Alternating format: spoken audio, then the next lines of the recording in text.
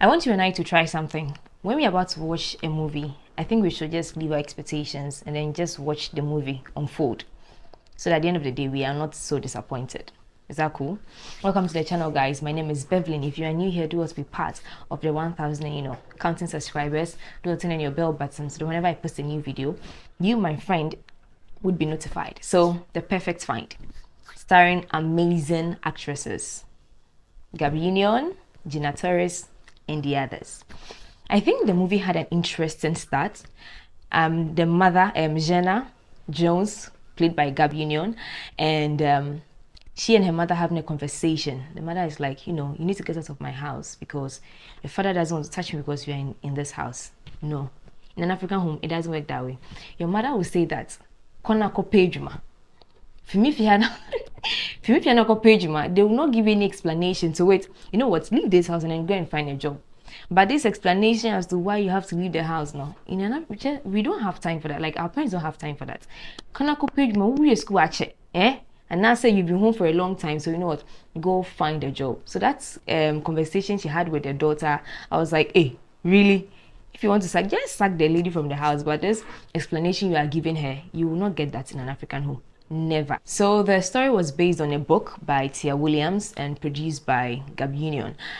I'm wondering if, Tia and Gab, came together and were like, okay, Gab, we are living this life already, so would you want to play the main character? I don't know how that conversation went, but it's funny how the book is, and then Gabi Union is also, living her life. Then you hear The Perfect Find. It's funny, it's predictable.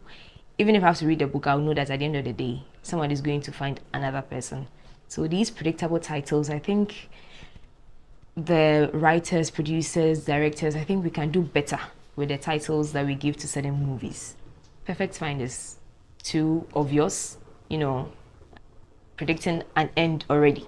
So I think we can do better with the titles that we give to certain movies. Now, the movie starts. Jenna and then Eric. Jenna, out of the jobs. She's a big person in the movie. She's a big fashionista, but then something happens and then she's out everywhere on the blogs. She wants to rebuild her life. Now she goes to this party. She meets this young guy. I think that this young guy called Eric, I think they didn't really make time for Jenna and Eric to build and have an affection. It's as though it had to happen, so let's just make it happen. They didn't really have the strong affection for each other. The connection wasn't really strong. It was, we have to do this, so let's do it. So it was just, some way for me. It was like they had to do it, so they are doing it. They had to have this older woman in her 40s and this young guy in her 20s have this relationship and then be there for each other or be the one for each other. So the affection, the connection wasn't really strong for me. It wasn't really working. It wasn't really vibing for me. They look cute together, but being cute together doesn't mean that there's affection or the connection is really there. So Eric and Jenna, they are good together, but the affection wasn't there for me. It wasn't flowing. It wasn't easy for me. Okay, so I just had to make do with it and then manage it. You understand? Was it the same for you? I don't know. That's how I felt. Okay. Now, Eric was portrayed as a young man who is really matured, who understands things, 40-year-old people have to understand or grown-ups understood.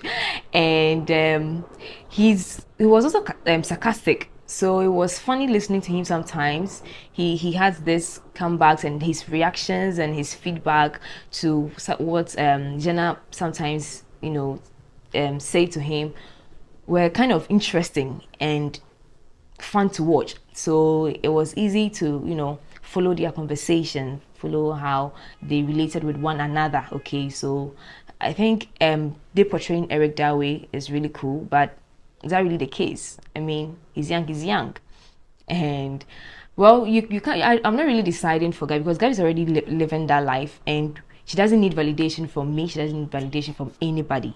So in a way, I also thought that why is this a way to validate her relationship? Because I don't think she needs it. She doesn't need anything from me, any of us. So even she playing the role, no, I'm like, as in being sister. But I like the fact that they saved us, the sex scenes. When they make out, they save us those sex scenes that we are almost every time blinded with in certain movies. It's like if there isn't a sex scene in a movie, the movie is not a movie. But I like that they saved us from all those, things that we've been exposed to. Now I don't even know which movie is okay for a child to watch anymore because there are sex scenes everywhere. I don't know the value of these sex scenes to some movies. So I really like that they saved us from all those sex scenes. Now Darcy finding out that Jenna and then the son are a thing, and then they are doing something even in her house. How bold of Jenna to go to Eric's house to get into that. But I didn't like the way Darcy was having the conversation with Jenna and then Eric, as though they were kids.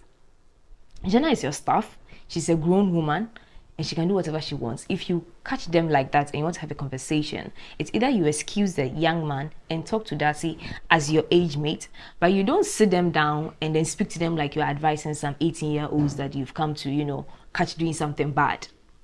I didn't like that scene. I didn't understand that scene.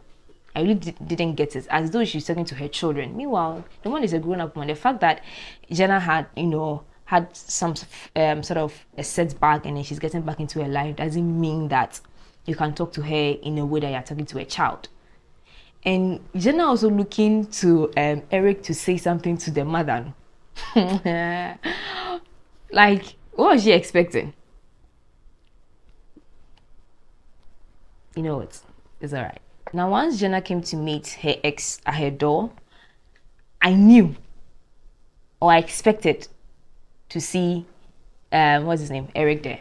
And lo and behold, Eric gets there. It's this dramatic scene.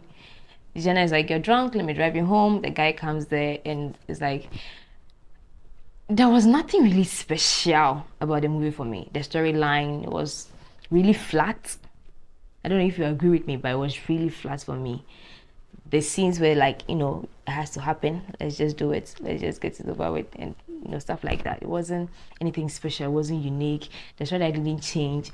I thought maybe Eric would just go to her or go to them as matured as he is, and it's like, what's going on here? But he just turned away as expected, and for them to have a conversation the following day and say that, oh, I saw you with your ex and blah blah blah. Nothing new, nothing special about that scene. On the lighter notes, I really liked the pinky scenes. I think the colors that were used in the movie were quite easy on the eye, so it was easy to watch. It was just calming. Okay, so that made it fun and nice. I like the pinky part. Their costuming was great, but I think because perhaps I've watched Gina in Suits, I felt like she was trying too much with the character that she had to play in this one.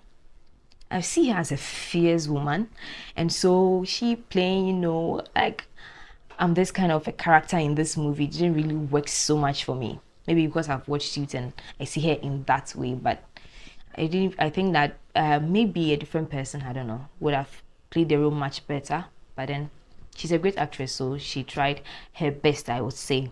So I think I would want to end here. Let me know what you made of The Perfect Fine. Did you like it? Did you enjoy it? What stood out for you? Was it too flat? Was it interesting? Was it intriguing? I don't know. Let me know what you made of it. Leave that in the comment section and I'll be there to respond to every comment.